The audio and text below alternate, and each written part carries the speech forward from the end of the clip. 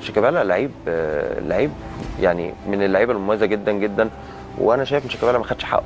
يخرب بيت جمال الكوره وحلاوتها في رجلك يا اخي، تلز ولا فنجان قهوه الصبح على الريق. عارفين شيكابالا ده من احسن لعيبه العالم، والله العظيم انا بقول كلام المره دي بتكلم بجد، من احسن لاعبي العالم.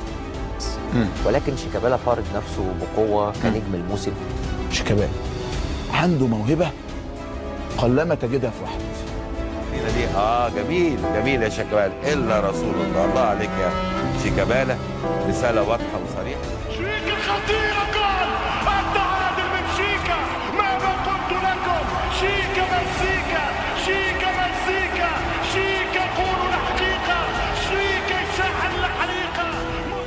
أهداف الضربات الثابتة في الدوري المصري كتير ومعظمها حلو وجميل، بس طالما حلو وجميل يبقى أكيد هتلاقي بصمة لشيكابالا في الأهداف دي. لا وكمان ده الوحيد في الدوري المصري اللي سجل هاتريك من فاولات. طب كم لاعب بقى على المستوى العالمي عملها؟ طيب لو قلنا أهداف من نص الملعب اتكررت في الدوري المصري كله كم مرة؟ 3 أو 4 مرات، حاجات نادرة يعني.